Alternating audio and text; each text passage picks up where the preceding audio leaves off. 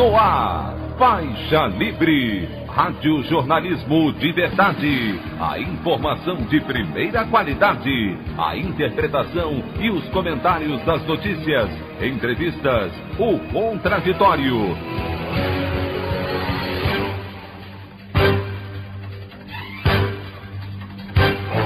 Tudo para aproximar você cada vez mais da realidade do Brasil e do mundo.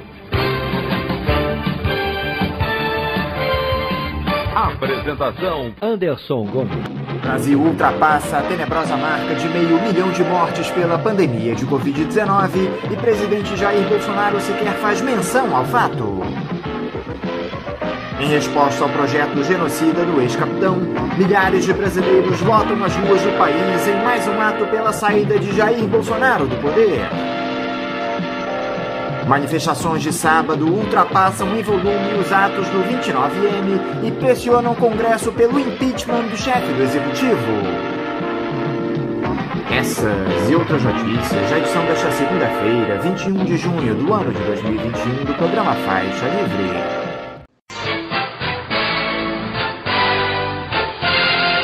O comentário de Anderson Gomes.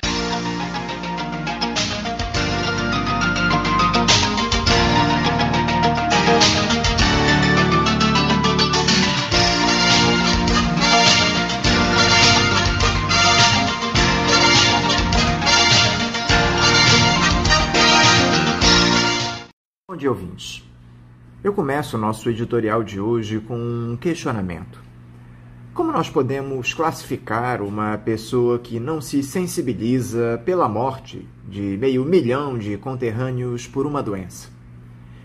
E se essa pessoa lidera o país e é a principal responsável por evitar que os óbitos aconteçam? Como categorizar alguém que, no dia em que o país que ela comanda atinge a marca de 500 mil mortes por um vírus, ignora o fato e homenageia policiais que estão à caça de um assassino em série? Nesse caso, quem é o assassino em série? O que dizer sobre alguém que defende o tratamento da tal doença com remédios comprovadamente sem qualquer eficácia e incentiva as pessoas a irem às ruas, quando uma das estratégias para evitar o morticínio é justamente desincentivar aglomerações e manter o distanciamento social? Diga você, ouvinte, o que pensar a respeito de um ser humano que não tem sequer empatia pelo seu semelhante? Como definir alguém assim?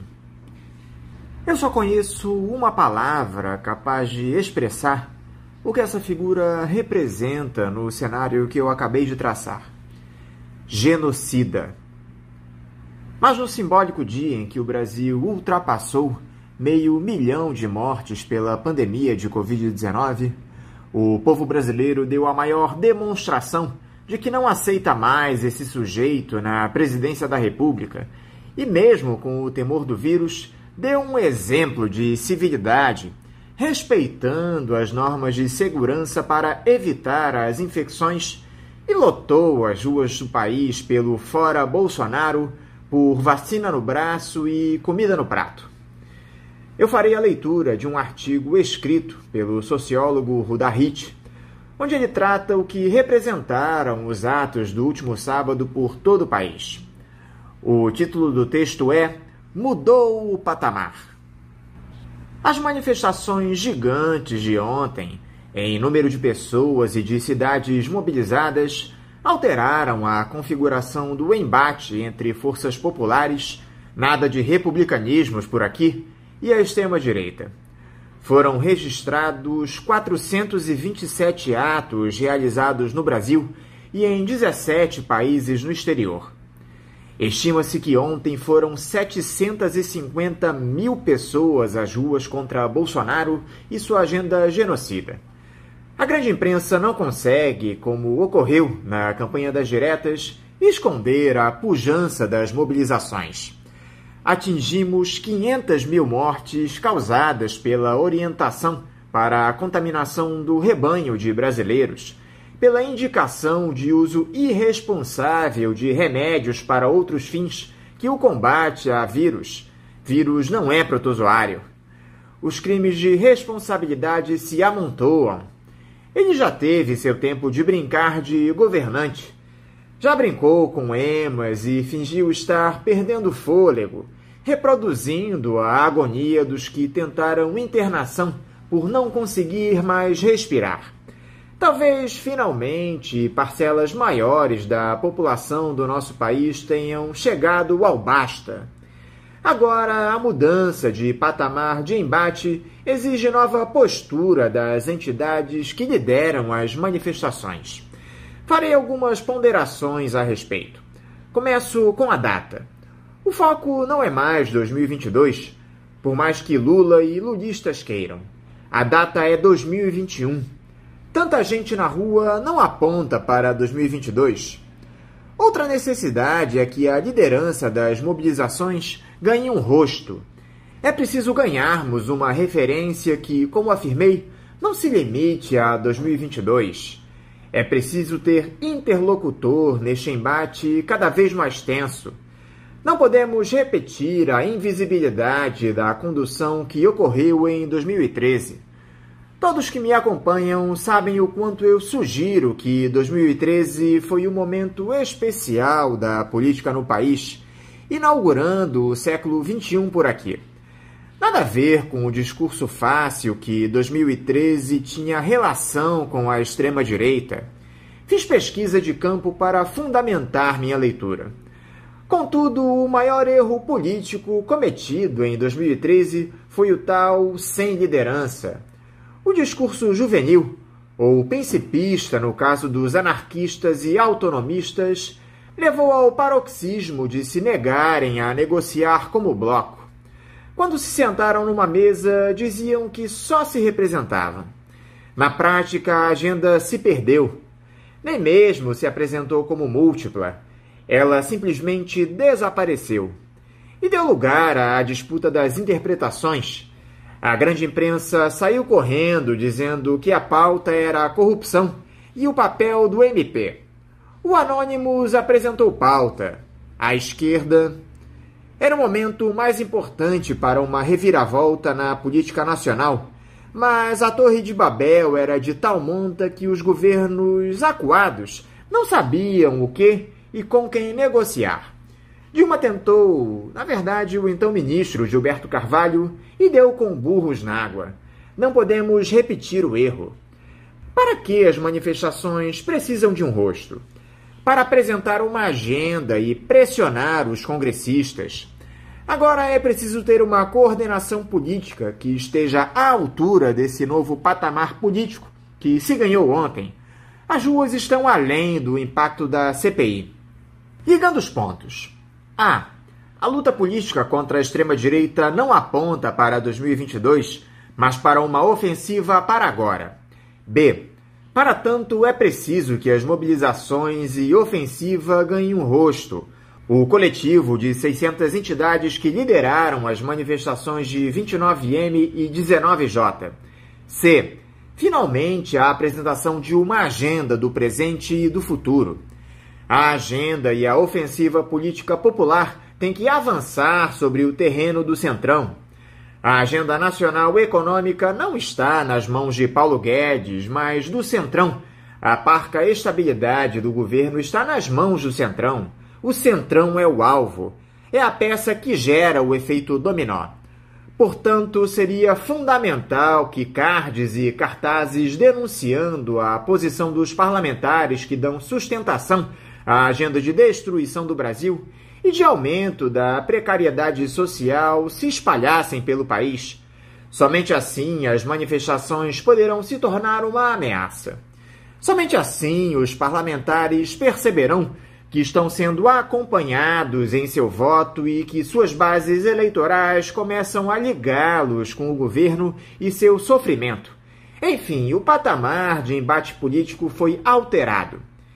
Termino este breve texto externando minhas saudades e tristeza pela morte de Eugênio Peixoto, que nos deixou ontem. Um militante extraordinário, ex-secretário de Reordenamento Agrário do Ministério da Agricultura e um dos coordenadores da Câmara Técnica de Agricultura Familiar do Consórcio Nordeste. Antes de tudo, um imenso coração, mas um grande amigo que perco nesse fatídico 2021. A opinião do Faixa Livre. Bandeirantes, 1360.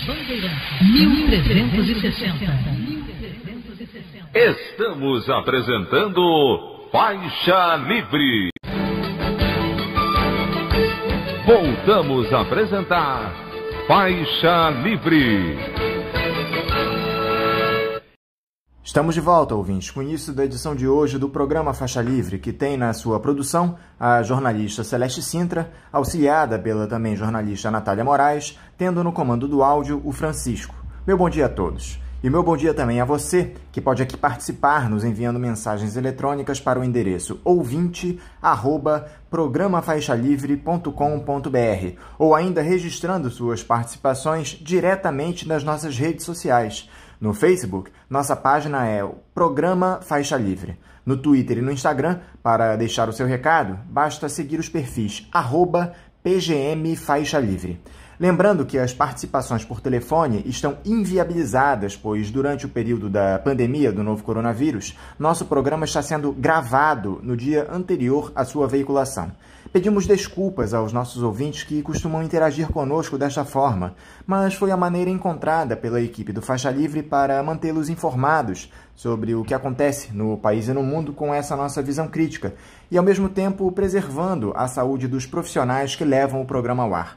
O Faixa Livre pode ser acompanhado também pelo nosso aplicativo para celulares com sistema operacional Android. O nome do aplicativo é Programa Faixa Livre. Os ouvintes também têm acesso à transmissão pelo nosso site, o www.programafaixalivre.com.br, ou pela página da Associação de Engenheiros da Petrobras, a AEPET, uma das nossas entidades patrocinadoras, no www.aepet.org.br.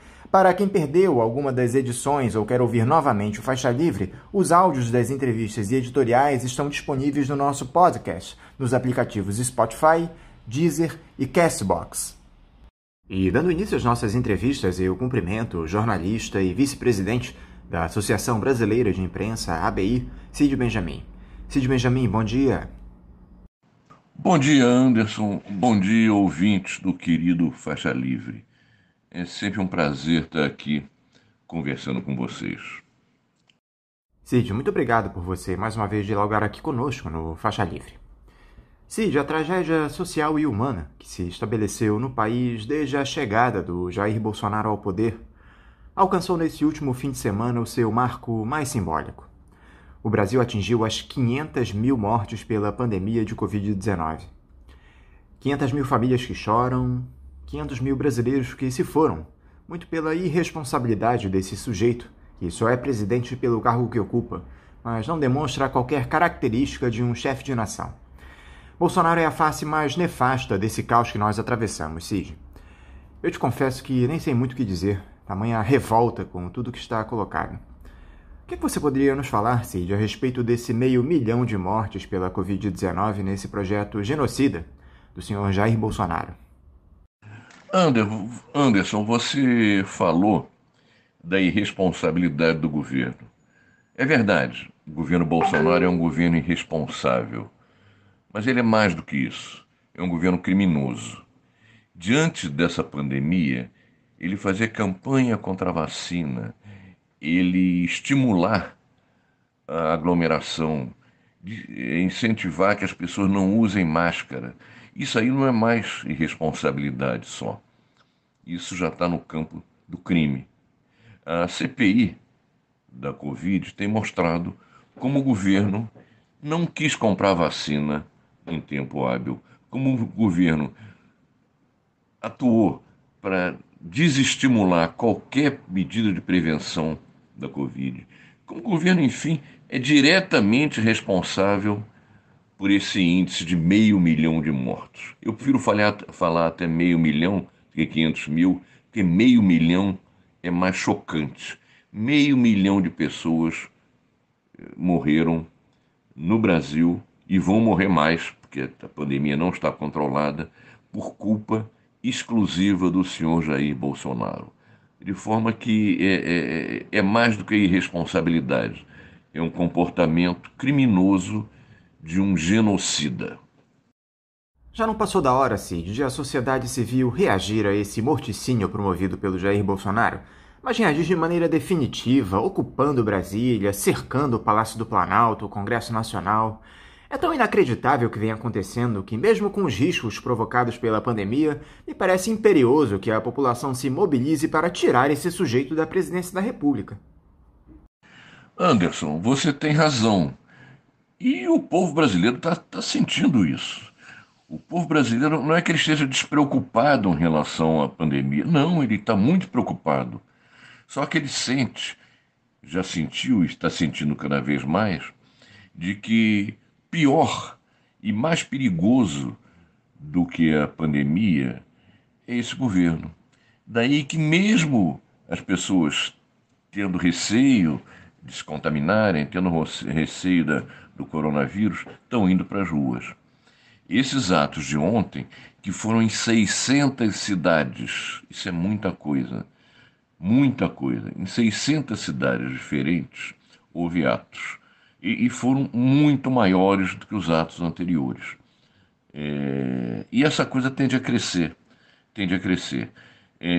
porque as pessoas já se deram conta de que este governo é um governo genocida, é um governo que com ele não há salvação. Com ele, nós vamos aumentar cada vez mais a quantidade de vítimas, de mortos e de famílias enlutadas. De maneira que as pessoas já se convenceram, estão percebendo a cada momento de que a pandemia é muito perigosa, a gente tem que cuidar, tem que usar máscara, tem que se vacinar, tem que evitar aglomeração, enfim, tem que ter todos os cuidados determinados ou sugeridos pelas autoridades sanitárias. Mas mais perigoso do que a pandemia é o governo Bolsonaro. Um governo, eu vou repetir aqui, é um governo genocida. Como é que você observou as mobilizações que nós tivemos no último sábado, Cid, justamente pelo Fora Bolsonaro, por vacina no braço e comida no prato? Eu te confesso que me surpreendi com a adesão dos brasileiros a esses protestos ainda maiores do que aqueles que vimos no dia 29 do mês passado, quando centenas de milhares de pessoas já tinham ido às ruas. Você esperava esse volume de gente exigindo a saída do ex-capitão, Cid? Te surpreendeu essa maior adesão? Olha, como eu já disse aqui, a adesão foi muito maior do que na vez anterior. E muito maior porque as pessoas estão se dando conta, de fato, que tem que reagir. Que o Bolsonaro é alguém criminoso. O Bolsonaro é alguém que está sendo diretamente responsável pela maior crise sanitária da história do Brasil. De maneira que essas manifestações foram muito maiores e daqui para frente teremos outras.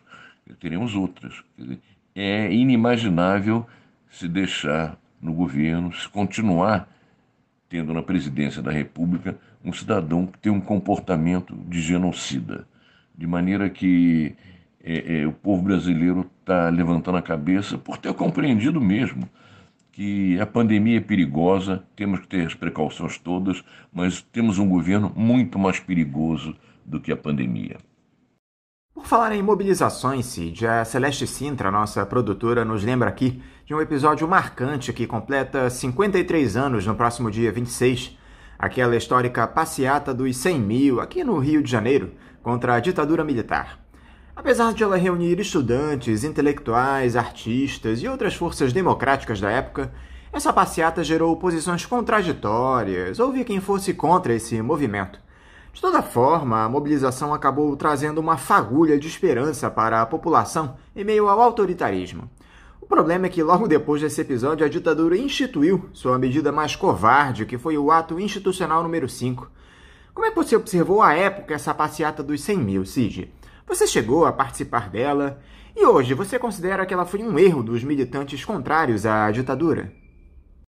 De forma alguma, Anderson, de forma alguma. Eu participei, eu era dirigente estudantil na época, era vice-presidente da União Metropolitana de Estudantes. Ela tinha como presidente o Vladimir Palmeira, foi a mais importante líder estudantil nesse momento. Eu era um dos vice-presidentes. União Metropolitana porque, como o Rio tinha sido capital da República, a União Estadual de Estudantes tinha esse nome de União Metropolitana. Isso ficou meio como herança até 68, 69, por aí. Mas eu era vice-presidente. Então eu estava ativamente participando desse processo e um período de militância muito intensa. E o AI-5 não veio como resposta aos 100 mil. Já havia um processo de endurecimento da ditadura em curso, e esse processo só poderia ser efetivamente bloqueado com luta popular. Não foi suficiente, mas o que fizemos.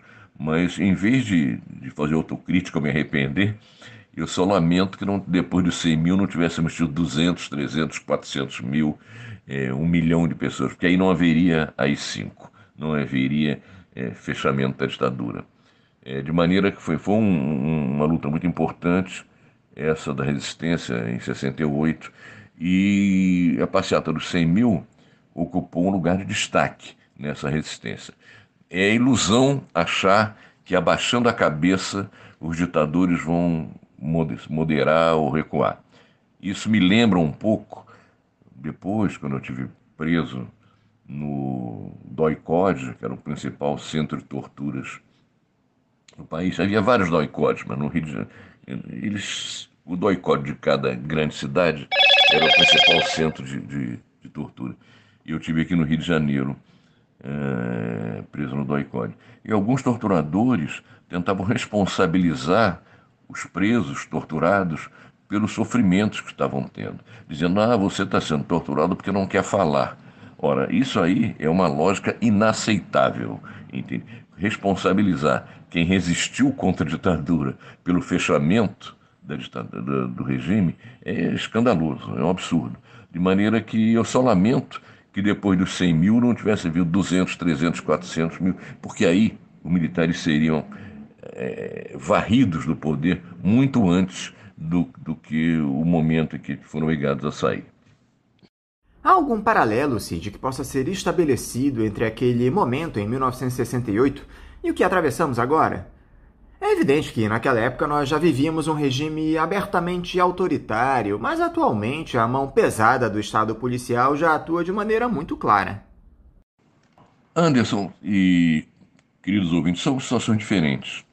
Em 68, a ditadura já estava instaurada, desde 64, com um golpe militar que derrubou, afastou o presidente eleito, e os militares assumiram o poder. Agora nós temos uma situação diferente. Temos um presidente que foi eleito, Bolsonaro foi eleito em 2018, e tem um claro projeto de implantar uma ditadura. Ele não fez isso ainda justamente pela resistência, por não ter tido condições na sociedade de implantar a ditadura. Mas esse é o objetivo dele. É bom que a gente não abaixe a guarda. De maneira que manifestações como essas do último sábado são fundamentais para mostrar que a sociedade não aceitará de cabeça baixa a implantação de uma ditadura. Bolsonaro está fazendo de tudo para melar o jogo e melar as próprias eleições. Sua última cartada tem sido a propaganda contra a urna eletrônica.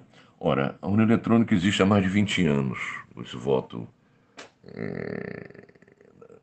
eletrônico. Nunca houve uma denúncia que se sustentasse. O perdedor pode chorar, reclamar e tal. E aí, perdedores de vários matizes, várias cores. Mas nunca se comprovou nada, nunca houve sequer uma denúncia mais séria. O que ele está querendo fazer agora é lançar de antemão a suspeição sobre a urna eletrônica e tentando com isso já colocar em dúvida o resultado eleitoral. Ele sente que pode vir perder essa eleição que vai se realizar em outubro do ano que vem, em outubro de 2022. é fundamental os democratas começarem já a fazer uma denúncia séria desse movimento dele, que está querendo melar a eleição desde já, colocando em dúvida. É lamentável a omissão do judiciário, em particular da Justiça Eleitoral, que tem como obrigação, uma de suas obrigações, é zelar pela credibilidade do processo eleitoral. Quando o Bolsonaro diz ter provas de que já houve roubos, houve fraudes em votação eletrônica, era fundamental que o judiciário o pusesse contra a parede, obrigando a que ele mostrasse essas provas, ou então calasse a boca, sob pena de ser processado. Porque ele não pode ficar lançando descrédito sobre a democracia, sobre o processo eleitoral impunemente. E ao fazer isso, ele tem um objetivo claro, é poder denunciar mais adiante, ou querer denunciar, que não ganhou porque foi roubado. Eu já dei exemplo uma vez, os mais velhos e amantes do futebol, como eu não só sou mais velho, como sou amante do futebol, vão lembrar esse exemplo que eu vou dar. Em 1966, a final do Campeonato Carioca de Futebol era entre Flamengo e Bangu. O Bangu tinha um timaço na época, melhor que o Flamengo. E o Flamengo tinha um jogador que era um jogador muito querido pela torcida, mas um cara meio loucão, que era o Almir, chamado Almir Pernambuquim, que ele era pernambucano. E o Almir, nesse jogo final, antes do jogo final, ele disse que o Bangu não daria a volta olímpica como campeão. E ele se encarregaria de garantir que isso não acontecesse. Efetivamente, no início do segundo tempo, estava 3-0 para o Bangu, e o Almir começou uma pancadaria generalizada, começou a dar porrada em todo mundo, e o jogo acabou. E o Bangu foi declarado campeão, porque já estava 3-0, etc. Mas não houve volta olímpica. Me parece que o Bolsonaro está dando uma de Almir Pernambuquinho. Ele não quer que o vencedor da eleição em outubro do ano que vem dê a volta olímpica. Então, ele está desde já querendo melar o processo e lançando esse descrédito. Eu não afasto sequer a possibilidade dele tentar evitar a realização das eleições com um pretexto qualquer. Agora, não me parece em dúvida de que ele não vai entrar para perder. Ele não vai entrar para perder, ele é mau perdedor, ele não é um democrata, ele não respeita as instituições. Nesse sentido, eu penso que ele pode preparar alguma tentativa de golpe, de virada de mesa, para que não perca a eleição em outubro do ano que vem. E essa campanha dele contra a urna eletrônica, a meu ver, tem esse objetivo claro. E é lamentável que segmentos progressistas, em geral em torno ao PDT e ao candidato Ciro Gomes, é lamentável que esses segmentos embarquem, né, nessa conversa do Bolsonaro, fazendo coro a esse tipo de coisa, e na prática servindo de linha auxiliar de quem quer melar a eleição. Sim, já nosso país vem sendo constantemente ameaçado pelo Jair Bolsonaro em uma série de situações, especialmente em relação à possibilidade de um golpe, com a aproximação cada vez maior dele às Forças Armadas. O presidente tem tentado coagir os militares a estarem ao lado dele a qualquer custo. Essa ausência de punição do Exército ao general Eduardo Pazuello por sua participação em um ato político ao lado do chefe do Executivo foi a gota d'água nesse processo. Além disso, ele vem dando diversos sinais de que não aceitará uma derrota nas urnas em 2022. Já falou que exige o voto impresso para o pleito presidencial. Agora tenta se aprovar esse tal distritão no Congresso, que favoreceria os candidatos das milícias aos parlamentos. Nós temos conversado com você, Cid, ao longo dos últimos 2 anos e meio, tempo de mandato do ex-capitão, sobre essa ameaça autoritária que ele representa. Neste momento, nós podemos dizer que há o risco de um eventual substituto de Bolsonaro não tomar posse em 2023? Olha, Anderson, claro, há esse risco. Aliás, falei disso na minha última resposta.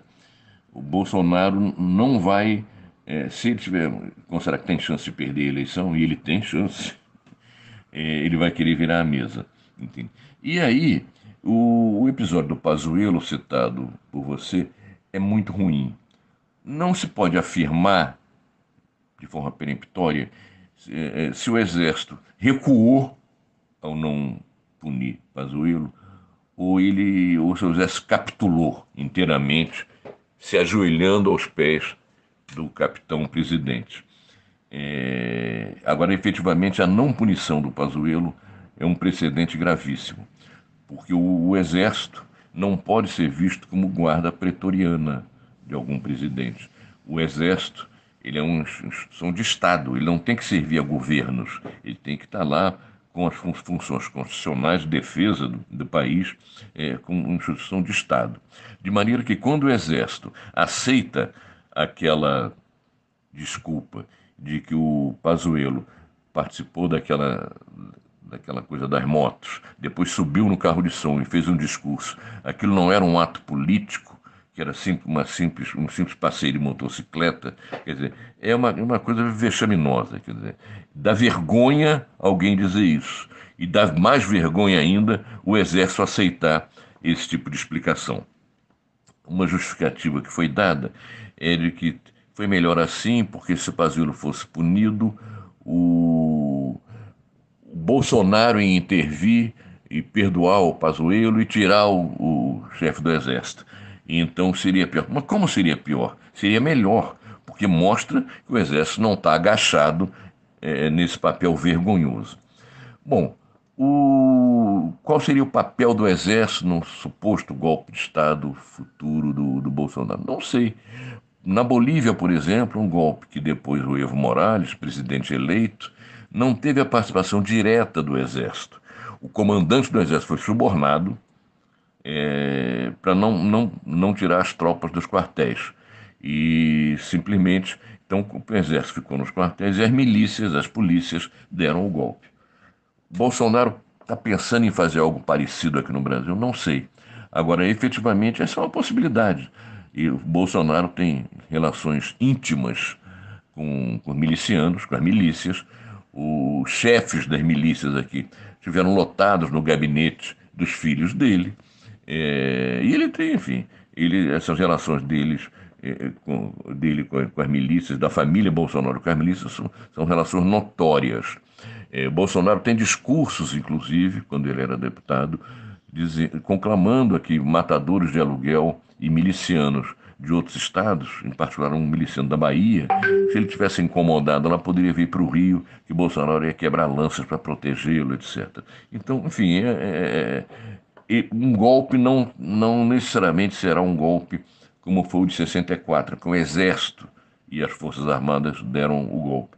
Pode ser um golpe em que as Forças Armadas fiquem nos seus quartéis e a polícia, as milícias.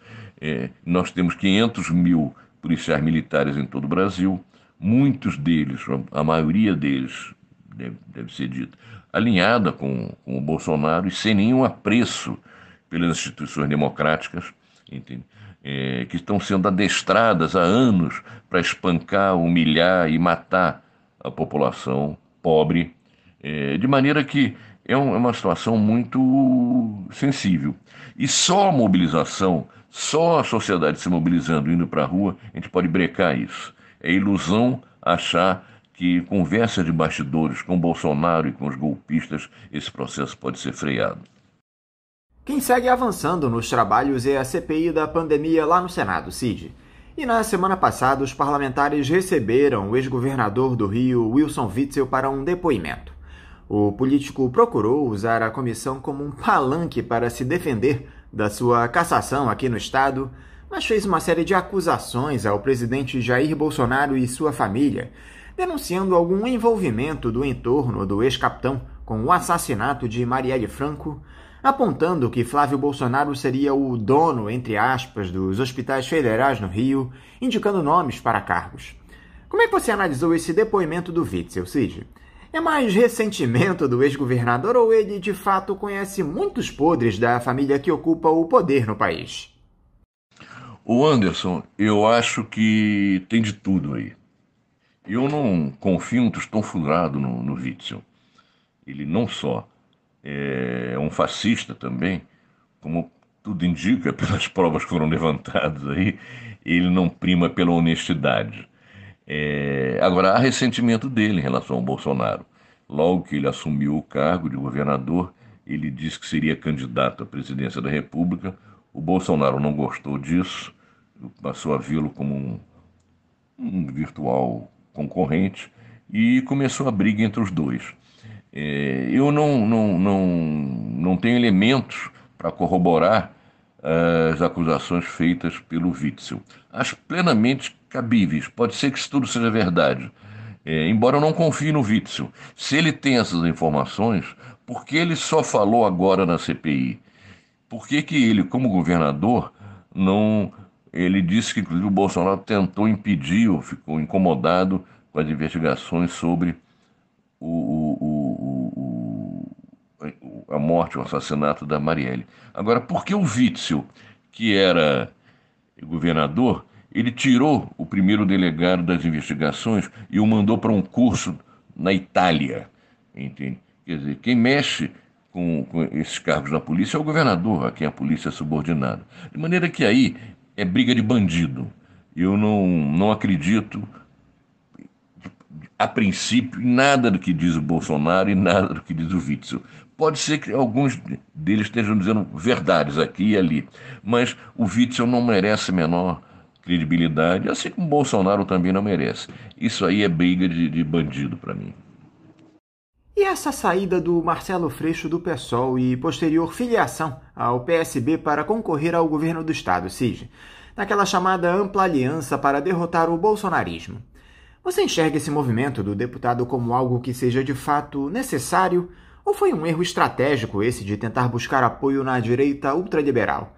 É um caminho sem volta esse do Freixo, Cid? Não, eu considero o Freixo um companheiro de esquerda. Acho que ele tem muito mais a ver com o PSOL, ou até mesmo com o PT, do que com o PSB.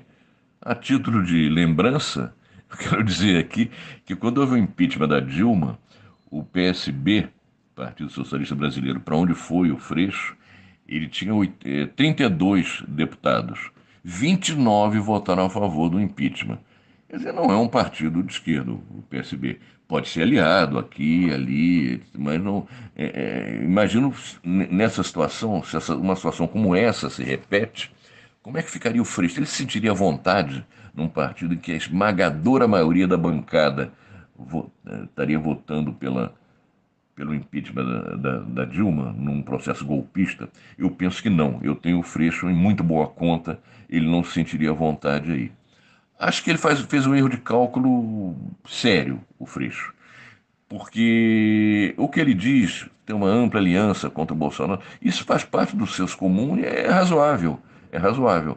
Agora, será que ele acha que, saindo do PSOL, ele conseguiria ter o apoio no primeiro turno, porque é disso que se trata, ter apoio no primeiro turno de Rodrigo Maia, de Eduardo Paes? Me parece muito difícil. Parece muito difícil porque esses caras são de direita. O Freixo não é de direita. Esses caras são de direita, embora uma direita que saiba usar garfo e faca, que é mais cheirosa, não é uma direita fascista. Nem o Paes, nem o Rodrigo Maia são fascistas, mas são direitistas. Quer dizer, todo o projeto econômico do Bolsonaro tem apoio deles. Aliás, Rodrigo Maia, quando era presidente da Câmara, foi o principal artífice na aprovação de uma série de leis antipopulares e que são o cerne da política econômica. Então, eu acho que esses segmentos, representados pelo Eduardo Paes e pelo Rodrigo Maia, eles poderiam até apoiar um candidato de esquerda num segundo turno, num quadro de polarização contra o Bolsonaro. Me parece muito difícil que apoiem no primeiro turno. E aí, fica-se pensando, bom, então por que o Freixo saiu? Se ele saiu porque o PSOL não aceitaria uma aliança com o Rodrigo Maia e o Paes no primeiro turno, isso é verdade? Não aceitaria? No segundo turno, aí é outra coisa, entende?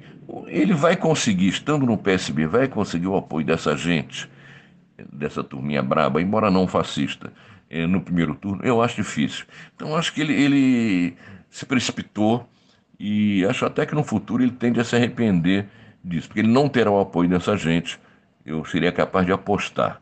Mas vamos ver, vida que segue.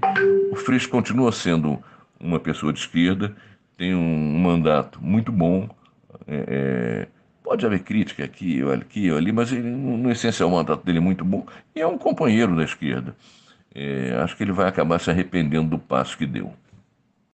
Por falar nisso, Cid, esse movimento de algumas figuras historicamente identificadas com o progressismo, de buscarem a direita, esses dias eu vi o Ciro Gomes dando entrevista para Leda Nagli, aquela figura inclassificável sob o argumento de que devem realizar o diálogo com todos os lados. Só que aqui para o Faixa Livre ele não fala, enfim. O próprio Lula se articulando com Fernando Henrique Cardoso, Eduardo Paes. Nesse sentido, o deputado Glauber Braga fez uma importante manifestação recentemente nas suas redes sociais. Disse ele, abre aspas, a defesa de um programa de esquerda sem aliança com a direita fortalece a luta contra o bolsonarismo e não anula o esforço por unidade, fecha aspas. Tem faltado identidade para a nossa esquerda, Cid? Olha, são coisas diferentes. Eu penso que o Ciro Gomes, ele dá uma entrevista para uma bolsonarista, mas num programa que tem uma alta audiência, eu não vejo problema nisso. Não vejo problema nisso. Acho que, naturalmente, a Leda Nagli não vai censurar o que ele disse lá, não vai editar. Foi um programa em que o que ele disse foi ao ar. Então ele está... Eu não creio que só se deve dar entrevista para quem é da mesma posição ou é próximo. Evidentemente que não se justifica o Ciro Gomes não dar entrevista para o Faixa Livre, mas ele falar com a Leda Nagli não vejo problema. Não vejo problema também em que personagens importantes da política brasileira conversem. E essa conversa deve ser pública. Então não vejo problema que o Lula fale com o Fernando Henrique, entende? São interlocutores da política, não creio que seja por aí a questão. Entende? O que se deve, sim, perguntar é por que o Ciro Gomes não fala para programas de esquerda. E aí, a minha avaliação é que, para o Ciro Gomes, o essencial é buscar um eleitorado antipetista. E, embora o PT não seja um partido de esquerda revolucionária, algumas vezes não foi nem de esquerda, mas enfim, mas é um partido progressista, o antipetismo, para mim, é de direita. E eu vejo o Ciro Gomes namorando perigosamente com esse movimento do antipetismo, entende? Fazendo do PT e do Lula seu alvo principal. Isso só serve à direita. É bom que ele tem uma trajetória muito estranha, o Ciro Gomes. Ele começou pela direita, pela Arena, pelo PDS, tem foto dele carregando o Figueiredo na carcunda, enfim. Mas ele tem tido, nos últimos anos, posições progressistas, sem dúvida. Entende? Agora, por conta de um interesse eleitoral, ele acha que pode capitalizar esse antipetismo que existe na sociedade e, por isso, crescer eleitoralmente. Ele tem dirigido suas baterias contra o PT e o Lula. E muitas vezes, inclusive, ele se soma à direita. O comportamento dele no segundo turno da última eleição presidencial, quando foi para Paris, quer dizer, ele é uma figura importante, tinha sido terceiro colocado, é uma personalidade da política brasileira. Ele tinha responsabilidades nesse processo. Lavar as mãos e ir para Paris não me parece o melhor comportamento. Ou ele agora, quando a sua grande preocupação é bater no Lula, entende? Que pode ser criticado de muitas formas, mas não dá para dizer que o Lula, num governo Bolsonaro, o Lula é o alvo principal a ser abatido. De forma que eu acho o Ciro Gomes excessivamente mordido pela mosca azul e tentar ser presidente, e ele quer romper essa polarização que meio que se desenha, Bolsonaro versus Lula, forçando a mão para que ele seja uma terceira via, que está cada vez mais complicada. A própria direita cheirosa está desistindo de buscar essa terceira via. Não é à toa que o Luciano Huck, que era um dos nomes pensados, resolveu substituir o Faustão e não se lançar na política diretamente.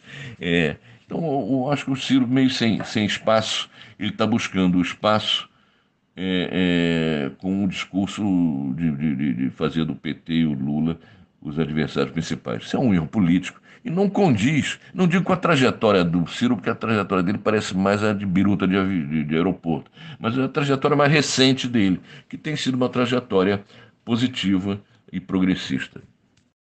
Cid Benjamin, mais uma vez, muito obrigado por você conversar aqui conosco no programa. Eu quero te desejar uma ótima semana de trabalho e deixar aqui também meu forte abraço.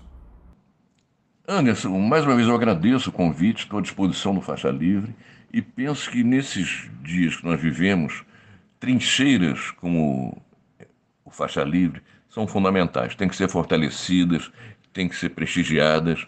No momento em que há tão pouco espaço, tão poucos programas que defendam propostas de interesse popular, e a gente enfrenta um governo genocida, fascista, como é o do Bolsonaro, quer dizer, o Faixa Livre joga um papel importante. Eu só lamento que o Faixa Livre não fale para milhões de pessoas, mas para quem ele fala já é muito importante. E é preciso fortalecer, manter esse programa e prestigiá-lo.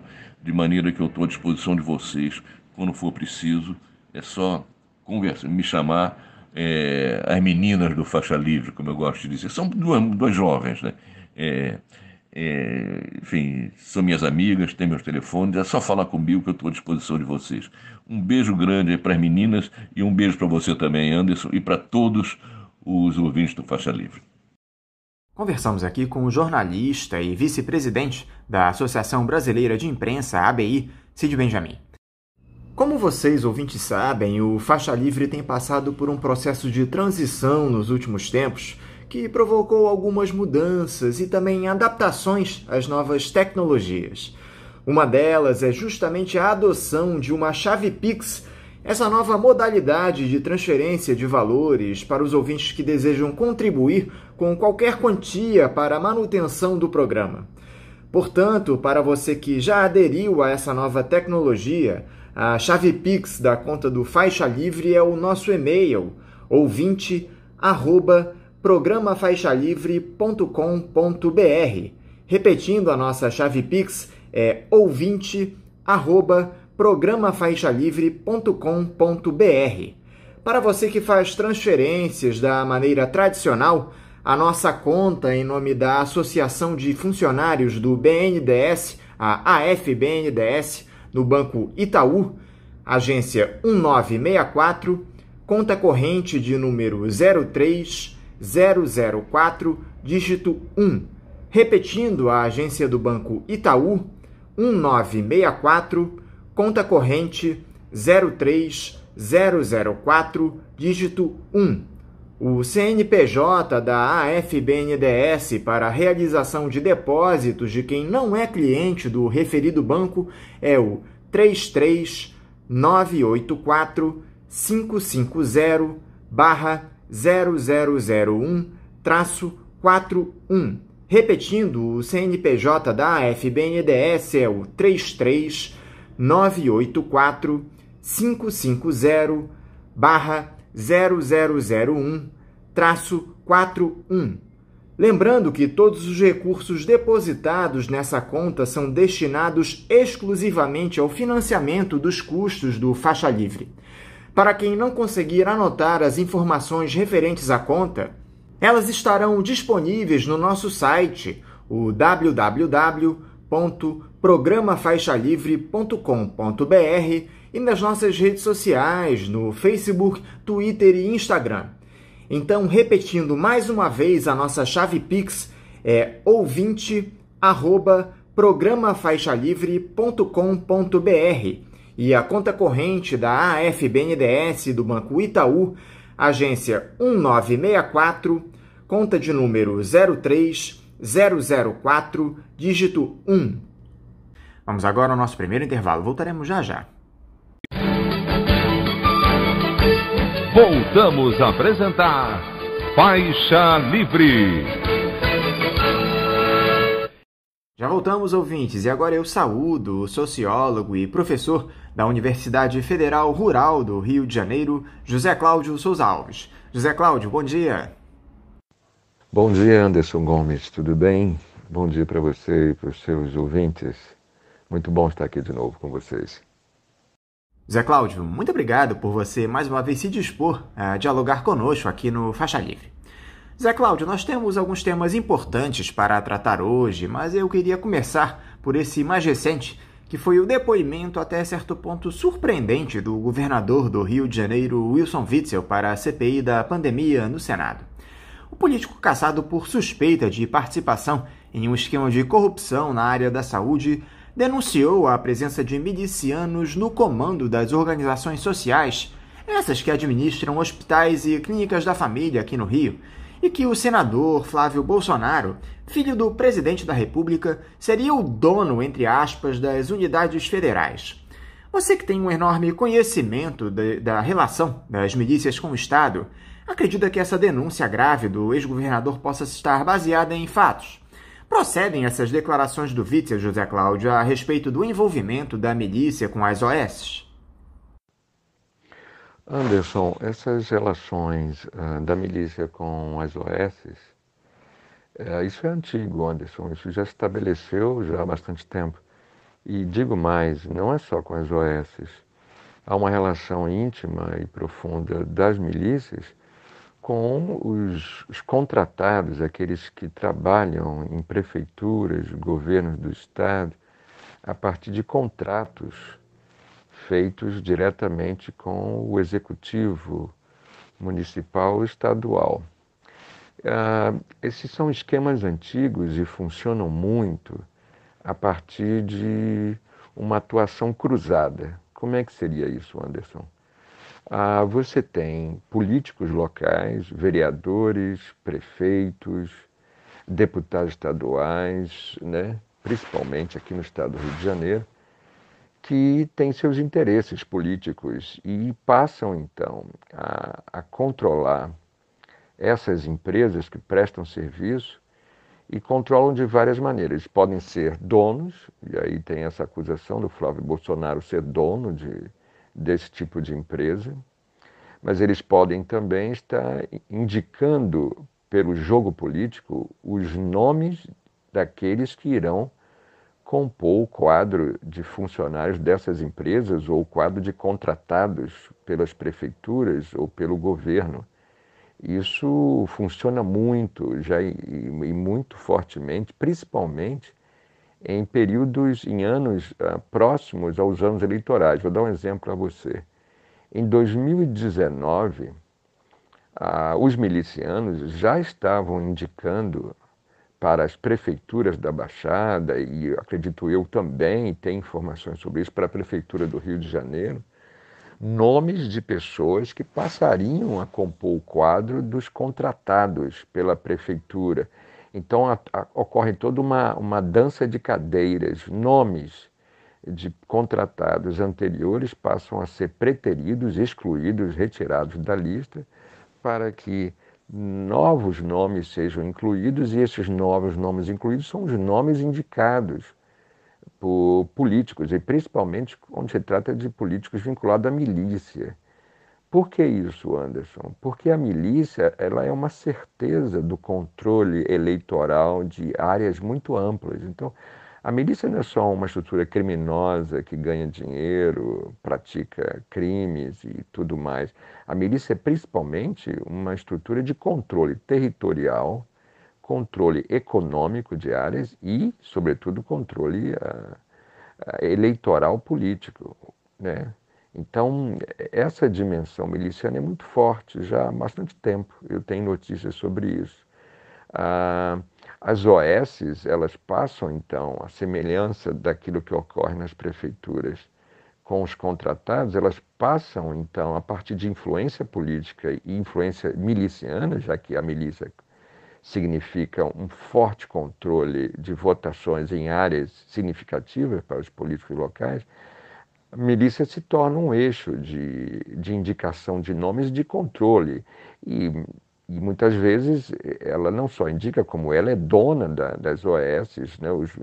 Se não é o miliciano diretamente que está envolvido como dono, vão ser os políticos próximos e envolvidos com a milícia que estarão lá nessas OS, fazendo então toda essa jogada cruzada de colocar empresas vinculadas à milícia, colocar, por outro lado, nome indicados por milicianos ou indicados por políticos, normalmente um nome indicado por milicianos e por políticos. Para essas empresas, você tem essa indicação cruzada de duas origens que dá muito poder para esses nomes que estão entrando. E isso corresponde a todo um jogo político eleitoral de controle de áreas feita dessa forma. Isso já está consolidado no Rio de Janeiro e acredito que isso seja um modelo para o país como um todo, né? Então, isso, sempre me deparei com esse fenômeno. O que o Witzel está trazendo não é novidade. O que é a novidade é ele está expondo isso de uma forma mais explicitada agora, nesse momento. E como seria essa atuação do chamado poder paralelo das milícias nas OS, José Cláudio? Há um modus operandi na administração das organizações sociais pelas milícias? Parece que elas têm ampliado cada vez mais seu espaço na nossa sociedade, José Cláudio, de maneira muito perigosa. Anderson, não se trata de um poder paralelo.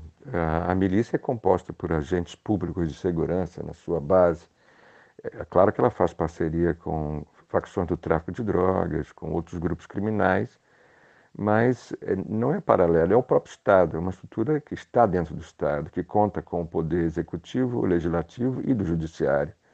Então, a milícia tem uma forma de atuar por dentro, ela não é paralela, é o próprio Estado. Isso que torna ela muito forte e complexa para o nosso entendimento. E esse modus operandi eu comecei a falar já um pouco na resposta anterior. Em cada região onde há o controle por parte de milicianos que têm interesses políticos, ou porque ele próprio é candidato, ou porque ele apoia candidatos vinculados a ele, esse miliciano garimpa ali os nomes mais próximos, que também têm seus interesses locais de projeção política, de ganhos econômicos, de ganhos eleitorais, é óbvio. Então, esses nomes são garimpados. A partir desses nomes mais vinculados, mais próximos e coesos a essa estrutura de poder, você tem, então, a indicação por parte desses nomes de outros tantos nomes que compõem uma listagem daqueles que são efetivamente fechados, né? Daqueles que estão efetivamente vinculados a essa estrutura de poder, e esses nomes são levados para as OS, são levados para os contratos de prefeituras, contratos de governo do Estado, são nomes indicados dentro, as empresas privadas ou as OS ganham esses contratos, mas elas fazem acordos para aceitar esses nomes são indicados não só pelo miliciano, não só pelo miliciano político ou miliciano que está envolvido, ou o político que está envolvido com o miliciano, mas são indicados também por outros membros da estrutura política em posições até mais fortes. Às vezes é um nome indicado por um vereador que o prefeito vai referendar, às vezes é um nome indicado por um deputado que o governador vai referendar. Então, há uma multiplicidade de indicações e de respaldo a esses nomes de acordo com o poder e a posição que esse nome ocupa dentro dessa estrutura de poder, né?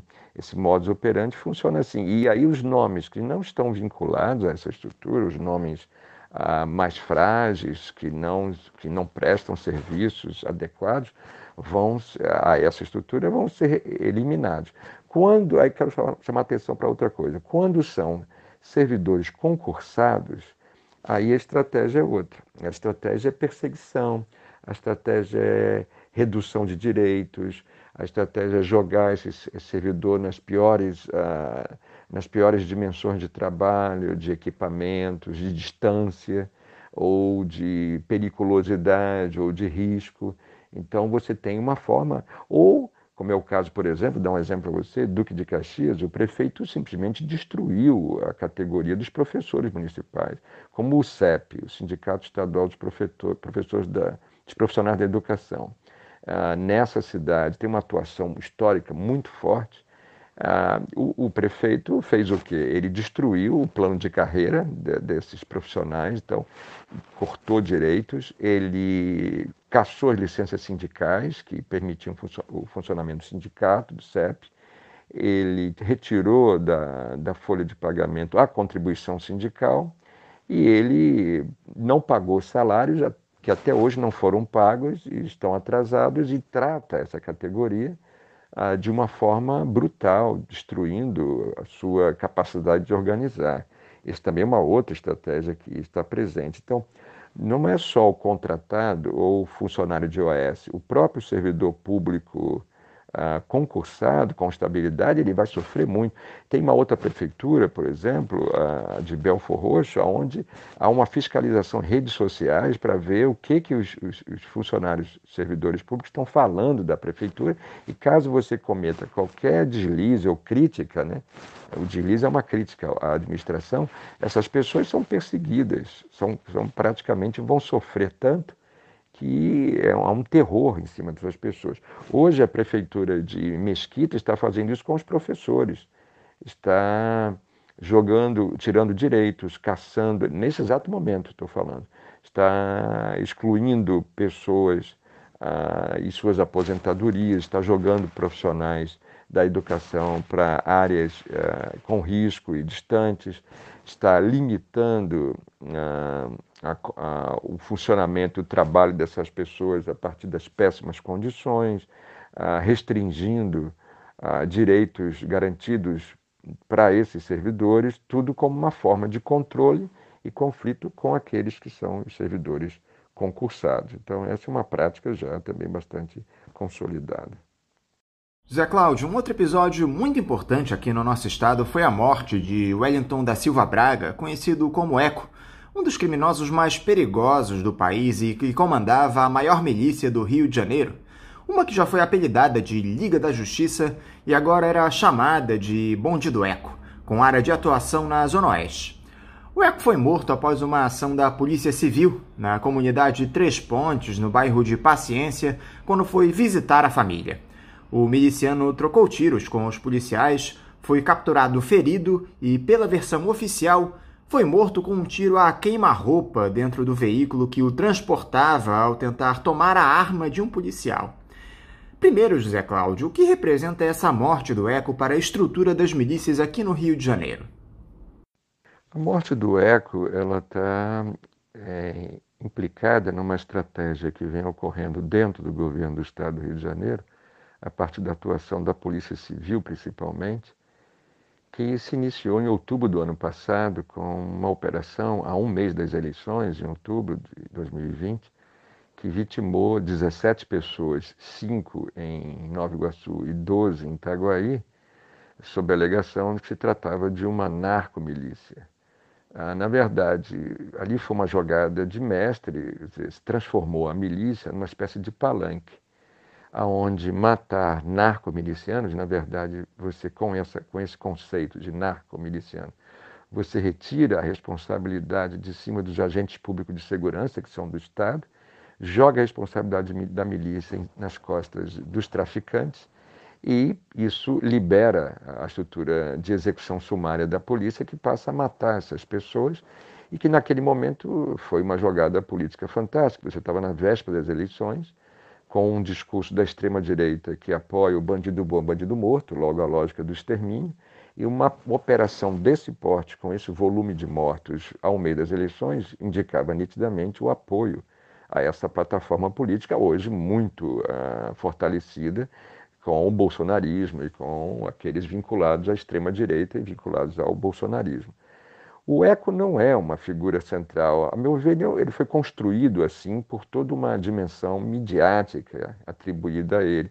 Tanto é que a morte dele é uma morte banal, simplificada. Ele, na verdade, a forma como ela se dá revela muito isso. Ele é apenas uma peça de reposição, um soldado da estrutura que é transformado numa espécie de lampião, né, o rei do cangaço, para ser executado e para atribuir, então, à polícia esse mérito de se fortalecer, de resolver o problema da violência matando e consolidar o discurso, e não só o discurso, a prática do bandido bom e bandido morto.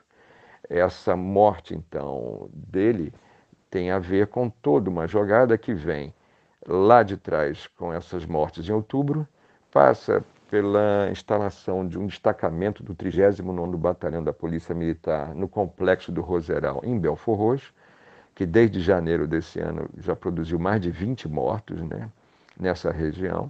São mortos em cima daqueles vinculados ao Comando Vermelho, mas nem somente esses. Qualquer um que estiver nessas áreas pode ser tratado dessa maneira e ser morto. E vinculados também a um fato há um mês atrás, aproximadamente, que foi a chacina do Jacarezinho, uma operação da Polícia Civil que matou 28 pessoas em uma única operação, e que faz com que, naquela região, a milícia que vem travando fortes conflitos com o Comando Vermelho, no Arará, no Bandeira 2 e no Mandela 2, que são 3 comunidades muito próximas, onde a milícia vem atuando fortemente contra o Comando Vermelho, a Operação Jacarezinho visa isolar o Comando Vermelho e enfraquecê-lo para que essas demais comunidades possam estabelecer uma geopolítica de controle miliciano. E, como eu te disse, o controle miliciano corresponde a controle territorial, controle econômico e controle político-eleitoral. Então, o que está em marcha desde outubro do ano passado é um projeto político amplo dentro do Estado do Rio de Janeiro que conta com a atuação decisiva do aparato policial, notadamente da Polícia Civil, para impingir danos e mortes a traficantes, principalmente do Comando Vermelho, mas também do Terceiro Comando Puro, porque o ECO e a Liga da Justiça têm vínculos com o Terceiro Comando Puro. Essa sim, uma facção que atua em parceria direto com a milícia, mas que no caso da Liga da Justiça e do ECO, ela vira uma estratégia de duplo interesse. Uma na lógica do bandido bom, bandido morto, e outra na lógica de dizer que a estrutura policial e do governo do Estado, política, portanto, é uma estrutura antimiliciana. Então, os acordos e negócios com o Terceiro Comando e com a milícia, que passam por regulações da atuação estatal, da segurança pública, ela sofre, então, um duplo viés. Ela funciona como parceiro, mas funciona também como bode expiatório em projetos políticos mais amplos. Então, há essa complexidade no caso do assassinato do ECO. Algo que nos deixa intrigados, José Cláudio, é que a morte do ECO se deu em condições até certo ponto semelhantes àquela do ex-militar do BOPE, Adriano da Nóbrega, amigo da família Bolsonaro, que comandava o Escritório do Crime, organização que teria envolvimento com a execução da vereadora Marielle Franco.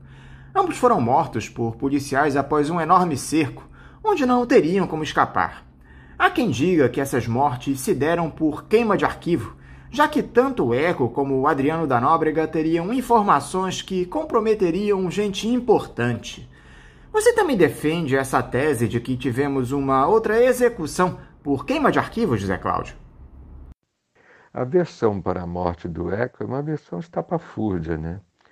Ela é uma piada, ela é risível, mas essa piada e esse risível, ela também é estratégica, eu queria dizer isso para você. É como olhar para o Bolsonaro também, ou para essa estrutura toda. Você acha que é uma piada, que são pessoas absolutamente desequilibradas, pessoas que estão fazendo um verdadeiro caos em função de desinformação, ignorância e boçalidade, mas não é isso que se trata. Se trata de uma dimensão de superexposição. Há uma tal prática que diz para nós o seguinte: seja de modo que for, de qualquer maneira, nós vamos impor nossa versão e é ela que vale, independente de qualquer prova, ou veracidade, ou verossimilhança, nós somos capazes de impor essa versão.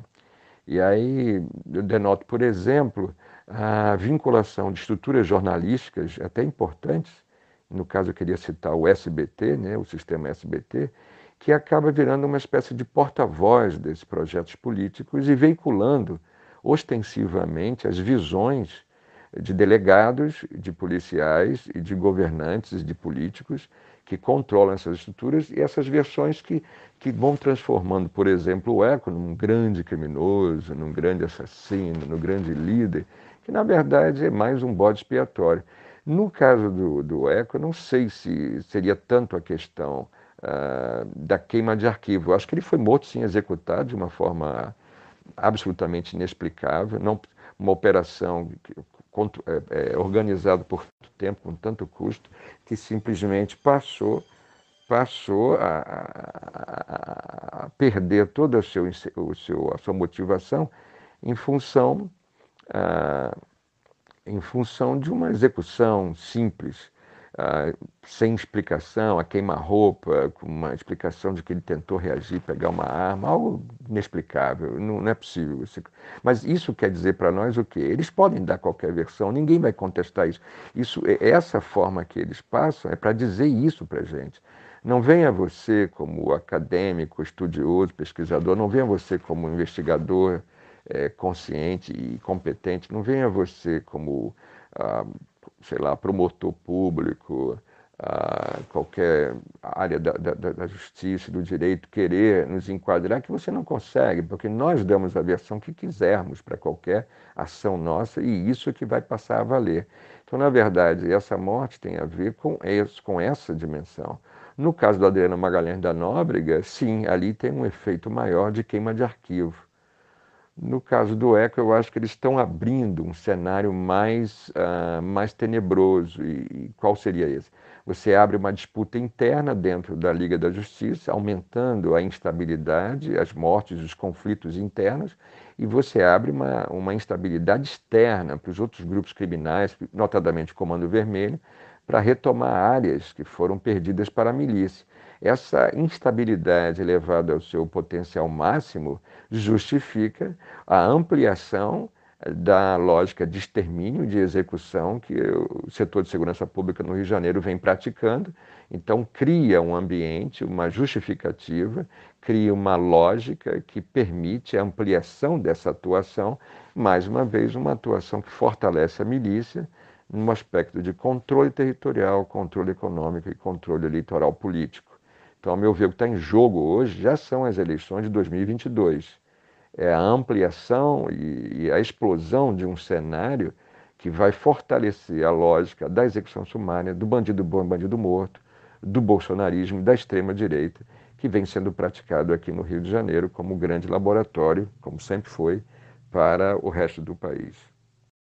Nesse mesmo sentido, José Cláudio, o site The Intercept Brasil divulgou uma informação na última semana conseguida a partir de uma denúncia do Ministério Público do Rio de Janeiro, apontando que o Adriano da Nóbrega teria abortado uma execução encomendada ao seu grupo criminoso após identificar o próprio ECO entre os convidados de uma festa organizada por aquele que seria o alvo da tocaia, Marcelo da Mata, que viria a ser executado 38 dias depois, na mesma noite em que houve o assassinato da Marielle Franco.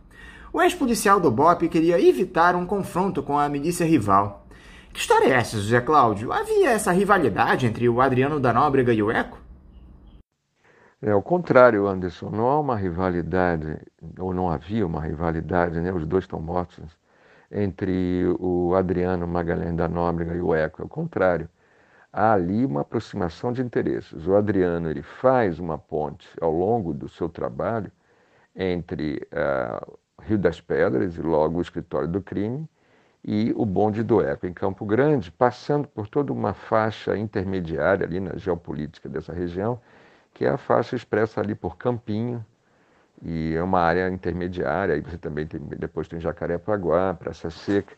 Esse eixo da Zona Oeste que eu estou falando, ele foi costurado, de certa forma, pelo trabalho do Adriano Magalhães da Nóbrega, que se aproxima dessas figuras.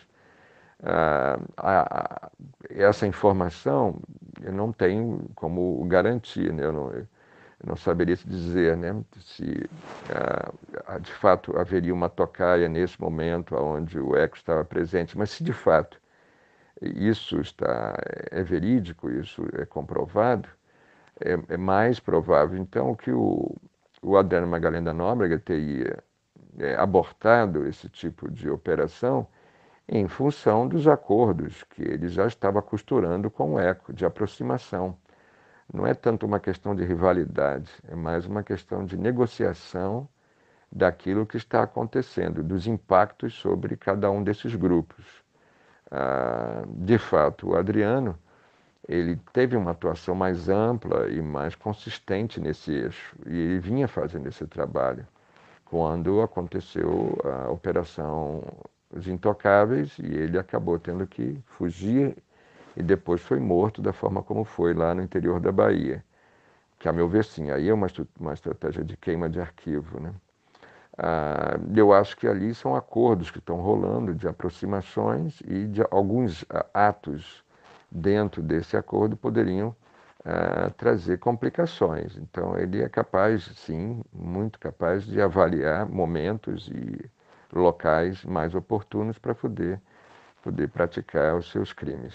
É assim que eles funcionam, e é assim que eu vejo. Agora, parece que há uma relação entre esse grupo miliciano que o ECO comandava e o ex-vereador do Rio, Dr. Jairinho, preso acusado do assassinato do seu enteado Henri Borel, não é isso, José Cláudio? Que tipo de ligação o ex-parlamentar teria com as milícias?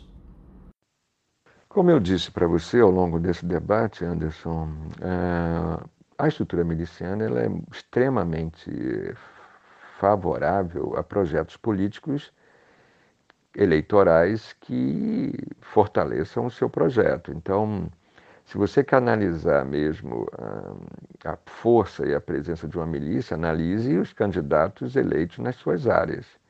Candidatos esses que se projetam ao longo do tempo, longitudinalmente no tempo.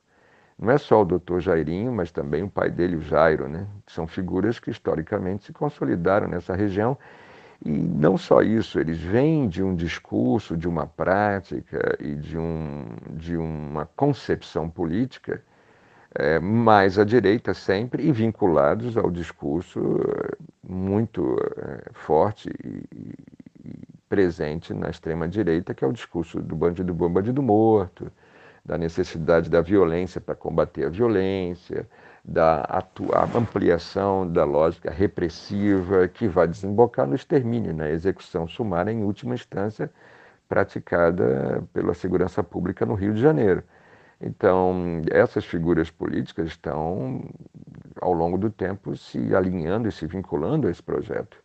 E o Dr. Jairinho, ele aparece nesse cenário, sim, ele simplesmente foi identificado agora na morte do Henri Borel, e isso trouxe para ele um prejuízo. Normalmente essas figuras não são atingidas porque eles se protegem pela estrutura do Estado. As investigações sobre eles, sobre as denúncias que pesam sobre eles, isso tudo é bloqueado pela não investigação policial, pela manipulação de processos na justiça e de investigações, enfim. E eles sempre permanecem intocáveis, essa é a verdade. E no caso do Dr. Jairinho, ele foi atingido por uma outra questão. Isso prova, com certeza, o que eu estou dizendo. Ele não foi atingido porque ele atua como miliciano nessa área. Foi atingido pelo homicídio de uma criança. E acaba expondo toda essa estrutura.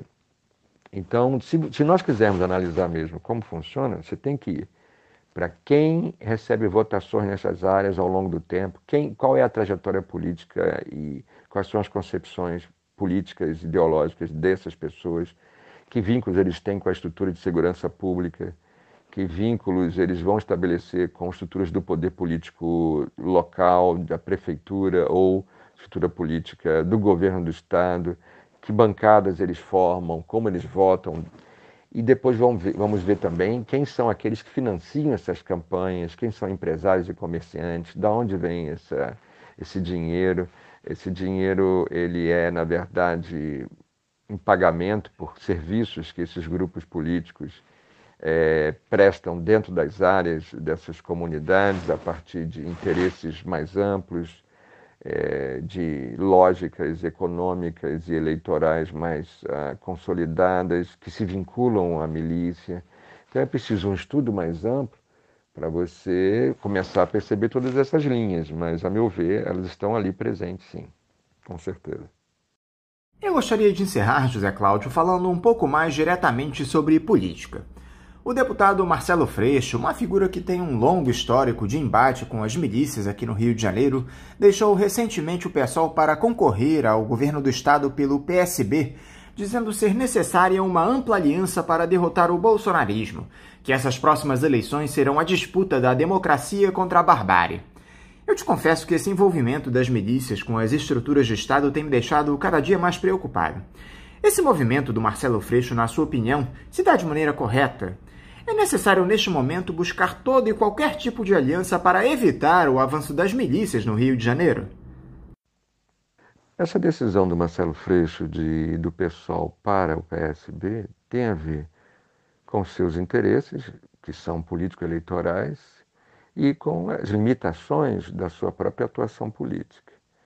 Então, ele não é um político envolvido com demandas populares, amplas demandas populares das periferias e favelas que compõem majoritariamente a região metropolitana do Rio de Janeiro.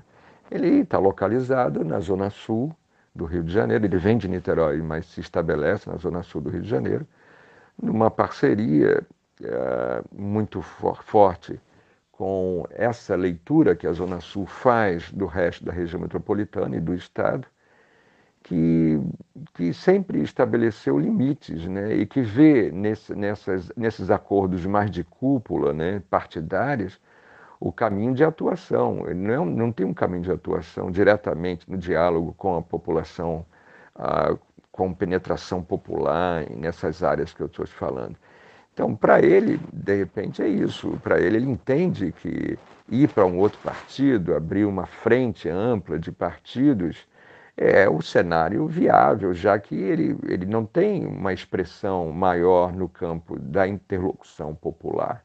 É assim que eu vejo essa limitação. Por outro lado, essa estrutura da qual ele vem, classe média, zona sul, ela se fecha também com uma visão de partido na qual existe lá o dono do partido, é o cara que manda, é o cara que... Ele não está acostumado a fazer embates. Um partido como o PSOL, ele tem todo um embate interno por ideias, por projetos, por teses, por configurações, inclusive de várias tendências, que sempre produz uma exigência de construção partidária muito intensa, trabalhosa, que exige diálogo permanente, exige composições e configurações. Então, você ir para um partido como o PSB, que não tem esse perfil centralizado, muito mais centralizado que com o cacique que manda, isso também é mais afável, né? É mais próximo do perfil do próprio Marcelo Freixo, que deve enxergar aí um elemento mais favorável para suas pretensões políticas.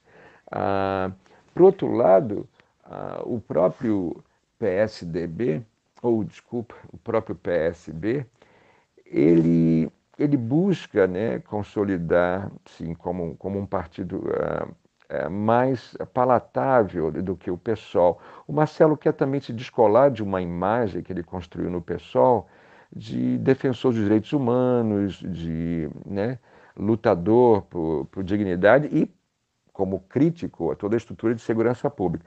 O Marcelo tem feito várias sinalizações no sentido de buscar o apoio dos agentes de segurança pública.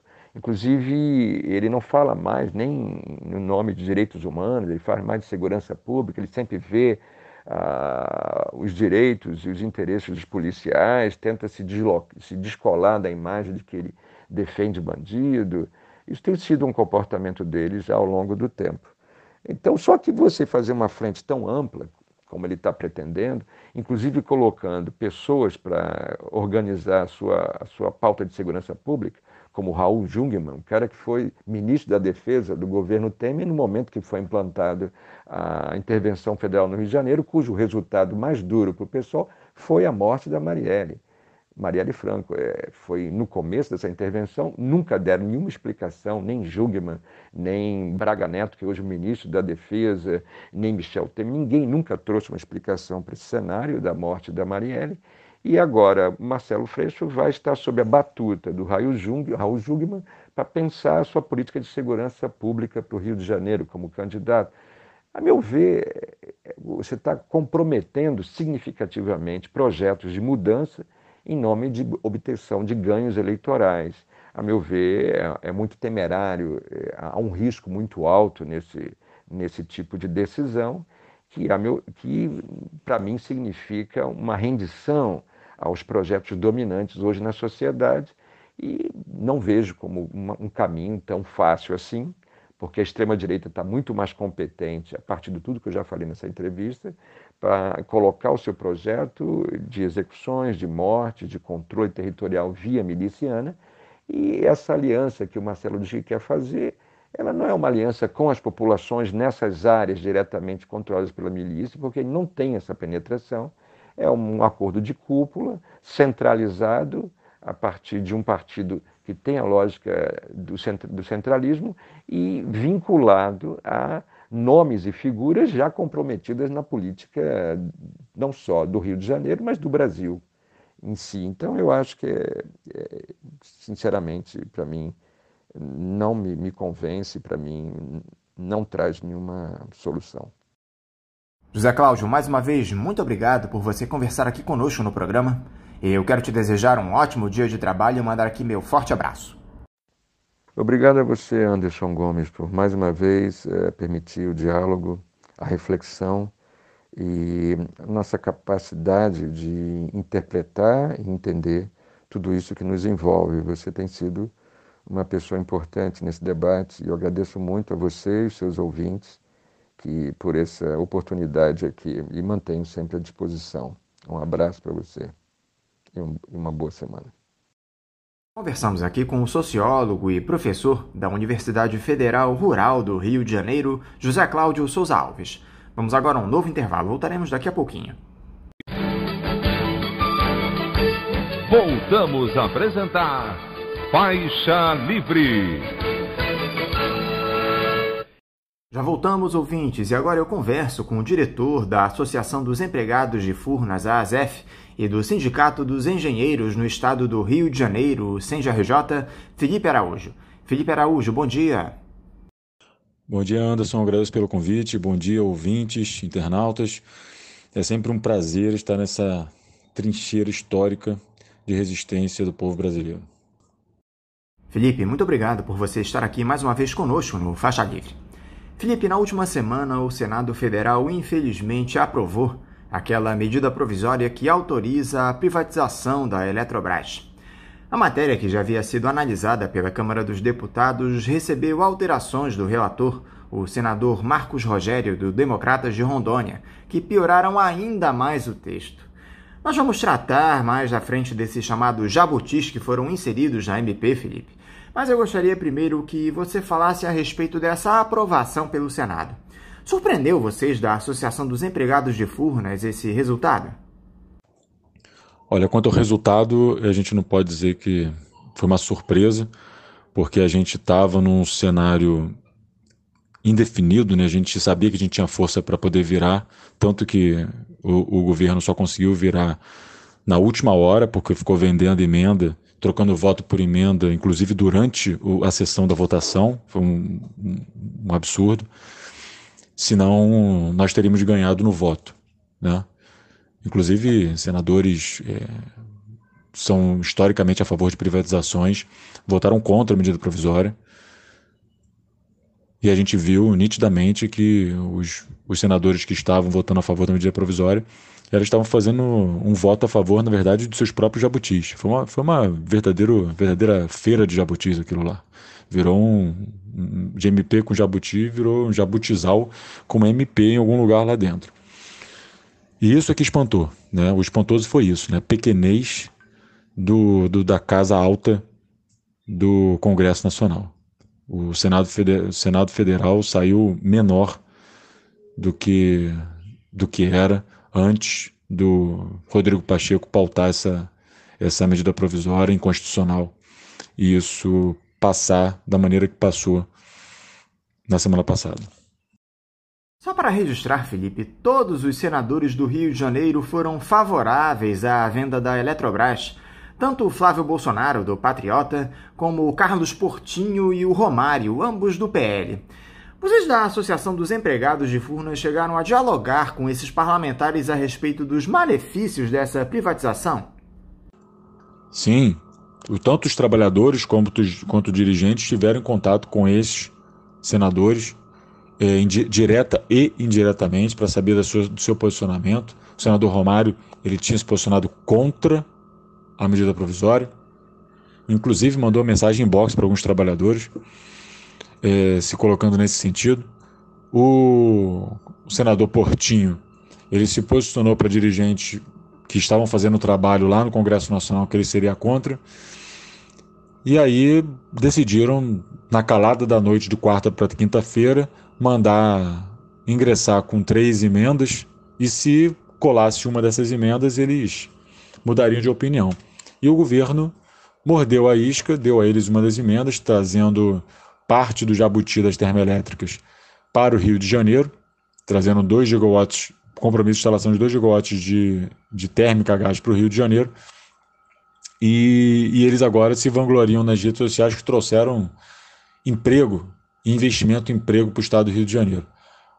Ora, o Rio de Janeiro é casa de 4 sedes, sede de 4 empresas do Grupo Eletrobras, que eles estavam votando a privatização. Assim, o que ficou bem claro é que as pessoas estavam votando por seus jabutis, não estavam votando a respeito da privatização. Muito menos debateram o texto base da privatização, que já existem vários problemas a respeito disso, que vão encarecer a conta de luz. Nem isso eles debateram. A Casa Alta do Congresso Nacional se resumiu a uma banquinha de negócios, e os senadores aqui do Rio de Janeiro entraram na banca de negócios, né? O Flávio Bolsonaro nem se comenta, né? Ele está junto com o governo do pai dele. Agora, Celso Portinho e Romário entraram na feira e foram às compras. Foi isso que aconteceu, fizeram negócio. Só que a questão de emprego vai ter uma horda de desempregados de alta qualidade, empregados que agregam um valor altíssimo para o Brasil. Saiu aí recentemente mais de 400 mil de lucro líquido para a empresa por cabeça. São os empregos, é o que gera de valor o empregado da Eletrobras. Eu quero ver outras empresas fazerem isso. E trocou por empregos, a maioria deles temporário, para instalação de termoelétricas, empregos, subempregos, né? Hoje em dia a regra é ter subemprego, não emprego pleno, e temporários, porque depois na operação da usina isso se reduz muito, a equipe é muito enxuta para poder gerir uma usina termoelétrica. Então, assim, é deprimente ver que o senador da República nem conta sabe fazer. Como houve alterações no texto original que veio da Câmara, Felipe, a MP voltará à Casa do Povo para ser analisada hoje, um dia antes de ela caducar. Dentre os jabutis incluídos pelo senador Marcos Rogério a pedido do governo federal, está a instalação de uma usina termoelétrica no Triângulo Mineiro. O texto ainda estipula prazos para a abertura do mercado de energia, avançando sobre os debates em relação à reforma do setor, alvo de outro projeto de lei no Congresso, e define níveis mínimos para reservatórios de usinas hidrelétricas. Pelos cálculos do grupo União pela Energia, essas novas medidas custariam 15 bilhões de reais aos consumidores, que se somam aos 41 bilhões de impacto do texto aprovado pela Câmara. Ou seja, é um verdadeiro assalto aos brasileiros essa privatização da Eletrobras, Felipe. Pois é, Anderson. O texto base dessa medida provisória já era um absurdo. Já era um absurdo em si o texto base que o governo federal encaminhou para o Congresso Nacional. Por quê? Porque ele previa descotização de usinas já amortizadas e a antecipação da renovação de uma das maior usina nacional que tem hoje em dia, que é 100% nacional, que é Tucuruí, uma das maiores usinas do mundo. Ela vence em 2024, antecipariam a renovação, mas ao invés de trazer ela para o sistema de cotas, que colocaria ela com uma energia muito barata, como essas usinas cotizadas, elas são usinas com um valor muito barato, em média R$60 o megawatt-hora, elas seriam descotizadas, ou seja, sairiam do regime de cotas e começariam a vender no mercado livre, valor dado pelo mercado. A gente está falando preços médios acima de R$200 o megawatt-hora. E não 60, 200, acima de R$200 o megawatt-hora. A gente já teve situações em que esse valor chegou a mais de R$800 o megawatt-hora. Depende do mercado, depende de oferta e demanda. Sistema de cota não, é R$60 o megawatt-hora e acabou. Por quê? Porque durante 30 anos o cidadão brasileiro já pagou a instalação dessas usinas durante 30 anos na sua conta de luz. Já pagamos. E agora descotizando, na prática, o que será feito? Nós iremos pagar de novo o preço desses empreendimentos, o que é um absurdo. Na Noruega, por exemplo, a Statkraft é uma empresa 100% estatal, ela existe para recepcionar as instalações que foram amortizadas. Exatamente essas que a gente está querendo, que o governo está aprovando descotizar. É impressionante o absurdo que está acontecendo no Brasil. E, além disso, a Câmara enfiou um monte de jabutis, aprovou os jabutis e não a privatização. Essencialmente, os deputados nem sabiam o que estava acontecendo, nem sabiam do que se tratava de direito à matéria, a maioria deles, e os que sabiam estavam votando pelos seus jabutis. Quando foi ao Senado, o Senado Federal, a gente achou que ia ter um nível um pouco melhor no Senado Federal, e realmente teve, mas muitos senadores, aqueles que votaram a favor do governo, estavam votando a favor dos seus jabutis, porque aqueles liberais intelectualmente honestos, votaram contra. Aqueles minimamente responsáveis votaram contra. Quando você tem uma situação na Câmara em que PSOL e Partido Novo votam da mesma maneira, e quando você tem no Senado Federal PT e PSDB votando da mesma maneira, você tem certeza que alguma coisa está muito errada. E é exatamente isso que é a privatização da Eletrobras. Uma das coisas mais erradas existentes hoje no nosso país. Agora, os governistas alegam que o custo da energia para os consumidores seria reduzido com a privatização graças à criação da chamada Conta de Desenvolvimento Energético, a CDE. Essa conta, que vai subsidiar a energia, contará com 50% dos recursos a serem pagos como bonificação de outorga bruta da venda da empresa, que seriam mais de 10 bilhões de reais, e 75% dos lucros de Itaipu. Dá para acreditar nessa argumentação dos apoiadores do Bolsonaro no Congresso, Felipe? O primeiro ponto que tem que ser esclarecido para a população brasileira a respeito desse artifício de se colocar parte do valor na CDE. A CDE ela já existe, ela é uma conta de desenvolvimento do setor que realmente subsidia parte da conta de luz, né, principalmente para aquelas pessoas de menor poder aquisitivo, mas ela tem seus limites. E, além disso, antes de se falar se a CDE vai conseguir cobrir isso ou não durante algum tempo, porque a gente está falando só durante algum tempo, a gente tem que se perguntar o seguinte: este processo irá aumentar a conta de luz estruturalmente ou não? Ou é uma coisa temporária que a CDE vai contrabalancear temporariamente, depois todo mundo volta ao normal e não vai precisar mais subsidiar mais nada? Não é verdade isso. O processo vai fazer com que a conta fique mais cara de forma estrutural. Isso significa que é um processo irreversível. Não há fantasias a respeito de eficiência, de empresa privada em cima disso. A gente está falando de R$60 o megawatt-hora, passando para cima de R$200 o megawatt-hora. Por mais que a gente fale, vai jogar mais energia no mercado livre, vai aumentar a demanda, vai aumentar a oferta em cima da demanda e vai ficar um pouco mais barato. Tá bom, vai descer para quanto? 180? A gente está falando ainda para 3 vezes mais caro. Não existe eficiência organizacional que consiga suprir esse abismo. Não existe. Então a conta vai ficar mais cara. O que acontece é que o governo está querendo pegar bilhões de reais dessa operação, que deveriam ser usados em investimento para a população, em saúde, educação, segurança e desenvolvimento econômico, para poder ficar subsidiando, mascarando uma operação completamente criminosa que está sendo proposta nesse momento. É exatamente isso que está sendo feito.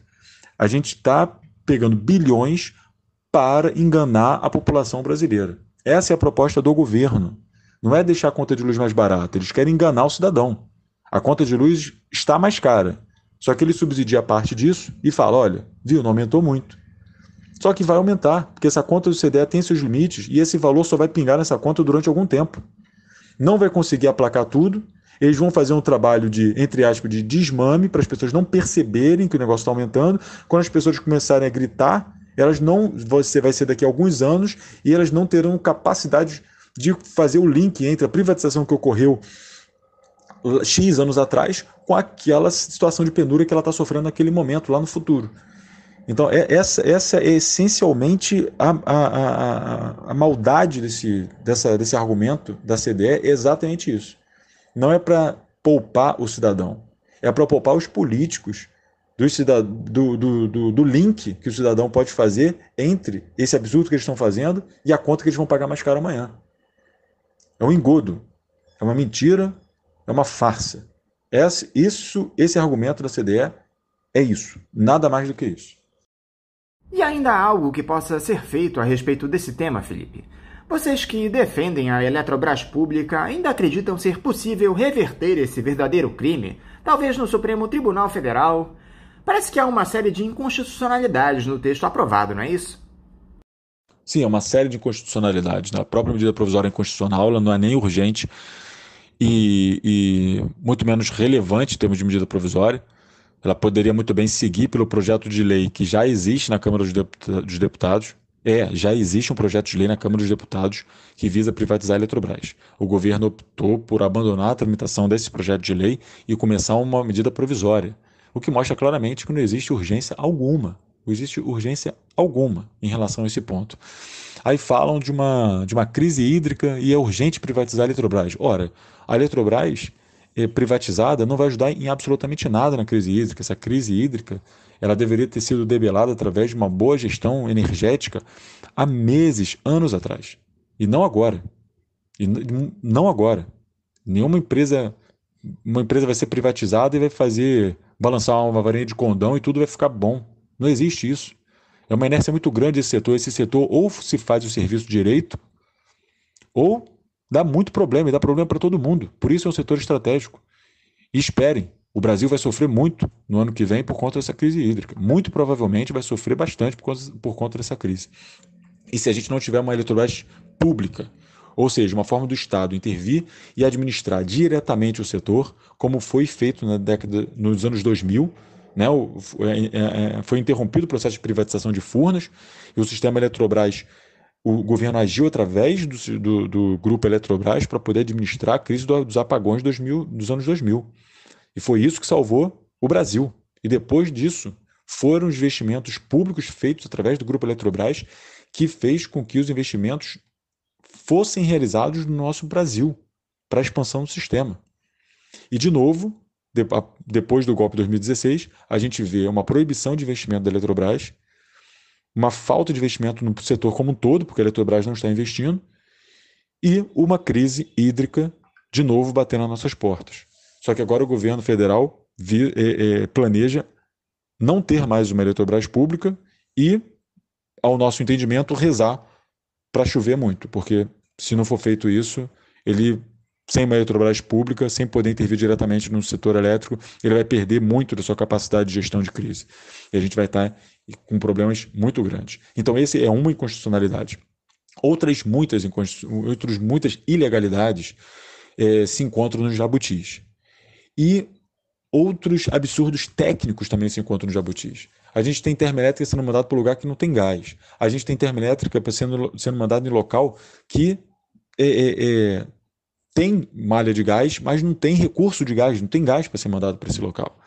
Né? A gente trabalha em Furnas, a gente sabe que aqui no Rio de Janeiro, por exemplo, existe uma dificuldade, a gente tenta há anos, há muito tempo, aumentar nossos contratos de gás, que nós temos termoelétrica aqui no Rio de Janeiro. Uma termoelétrica, uma das poucas, né, termoelétricas que existem no sistema Eletrobras, existe aqui em Santa Cruz, no Norte Fluminense. E a gente já tentou várias vezes aumentar o contrato de fornecimento de gás para essa nossa termoelétrica e não consegue. E não consegue trazer para cá. Então, tecnicamente, várias coisas serão inviáveis e vai adicionar uma conta ainda maior e totalmente desconhecida, porque nada, e eu repito, absolutamente nada do que está sendo proposto nesse projeto de lei, tanto no texto original como no jabutis, possui fundamentação técnica. O governo foi incapaz de apresentar um estudo técnico sequer para subsidiar as suas afirmações.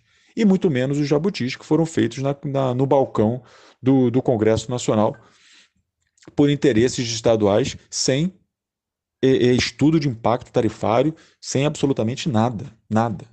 Esse é uma das coisas mais escandalosas que está sendo feita no Brasil nesse momento. O que mais surpreende, Felipe, é que o governo aprova a toque de caixa uma matéria de extrema importância como essa, que diz respeito à soberania energética nacional, às vésperas de uma crise de energia sem precedentes. Já se fala em racionamento para os próximos meses por conta do baixo volume dos reservatórios. Então, Anderson, como eu acabei de falar, o estudo não existe, né? Olha que absurdo. Esse processo tramitou pela Câmara dos Deputados. Todos os deputados, nenhum dos deputados teve acesso a um estudo técnico e eles votaram pela aprovação. Como eu disse, eles votaram pelos seus jabutis, eles não votaram ou pelos seus acordos, né? Porque não existe um estudo técnico que embase nada do que o governo está falando. Nada. O que o governo fez, depois de ir para o Senado, e por muita pressão dos senadores, foi divulgar na página do Ministério um apanhado de planilhas com números, planilhas estáticas, sem fórmula, sem premissas claras, sem nada. Quem tem um diploma na faculdade, e para esse tipo de situação tem que ter mais do que um diploma de graduação na faculdade, essas pessoas não fizeram estudo técnico algum. Eles botaram um monte de planilha, um monte de número para poder subsidiar sua narrativa política. Simples assim. É esse o tamanho do absurdo que a gente está vendo nesse processo. É desesperador para quem está dentro do processo, eu como engenheiro, ver uma situação dessas e ter um estudo técnico que subsidie esse tipo de coisa. Então, pelo nosso lado, a gente já fez alguns estudos técnicos e a gente vê claramente que o aumento mínimo que a gente vai ter em relação a isso vai ser em torno de 20%, podendo chegar até 40% por conta da frustração de diminuição de tarifa pela renovação antecipada de Tucuruí e sua consequente descotização. Só Tucuruí poderia gerar uma diminuição de tarifa de energia de cerca de 14% para o cidadão brasileiro. Não vamos ter mais. Essa expectativa vai ser frustrada e vai ser adicionada, portanto, nesse aumento de conta de luz que eles dizem que vão conseguir tirar subsidiando pela CDE durante um determinado período de tempo, o que é falso e que, como eu disse, não vai debelar o aumento de tarifa que está sendo colocada para o cidadão de forma estrutural. Isso não se tira com subsídio. Felipe, eu quero te agradecer por você conversar conosco aqui no Faixa Livre. Eu quero dizer também que você pode contar conosco aqui do programa nessa luta de vocês, da ASEF, contra essa privatização da Eletrobras. Estamos de microfones abertos aqui para vocês, quando quiserem se posicionar a respeito desse tema. Te desejo um ótimo dia de trabalho e também meu forte abraço. Anderson, obrigado pelo espaço, obrigado pela disponibilidade do microfone em oportunidades futuras. A gente vai precisar muito ainda aprofundar em determinados temas, denunciar muitas coisas ainda a respeito desse processo. A gente tem várias frentes jurídicas abertas e a serem abertas por conta desses jabutis, então teremos mais assuntos realmente para tratar e não deixar esse assunto esfriar, né? Porque agora o planejamento deles é terminar de tramitar esse processo na Câmara, que agora volta para a Câmara, o texto modificado ou adicionado no Senado passa para o de acordo da Câmara dos Deputados, mas o relator, Elmar Nascimento, participou das negociatas no Senado e provavelmente isso vai ser consenso lá para a turma do Arthur Lira, né? Os 300 lá do Arthur Lira, que ele bate palma e todo mundo tem que pular. E depois isso caminha para a sanção presidencial, que dificilmente vai vetar a privatização em si. Os jabutis estão todos dentro do artigo que fala que tem que privatizar, então já foi uma armadilha do Legislativo para o Executivo não conseguir vetar nada. É mais um dos absurdos. Então agradeço e faço a convocação de todos e todas, para poder entrar na nossa campanha nacional de resistência contra a privatização da Eletrobras, que é a campanha Salve a Energia pelo Futuro do Brasil. Você vai encontrar nosso perfil no Twitter, nosso perfil no Instagram, no Facebook, até no LinkedIn. Procurem pelo Salve a Energia pelo Futuro do Brasil, engajem com o conteúdo, ajudem a difundir, a disseminar e cobrem os deputados e senadores que votaram por esse absurdo que é a autorização à privatização da Eletrobras por meio de diluição de capital e perda de controle do Estado Nacional brasileiro. Ora, soberano, né? Se a gente perder essa empresa, a gente vai deixar de ter soberania energética e soberania nacional. É um grave erro, um grave desmonte que está se cometendo nesse momento, e a gente precisa impedir que a operação dessa privatização seja concluída antes do término desse governo. Depois, a gente consegue fazer a reversão disso, tirando as empresas do Plano Nacional de Desestatização, assim como nós fizemos na década de 90, né, lá nos anos 2000. É isso. Obrigado, Anderson. Obrigado, programa Faixa Livre.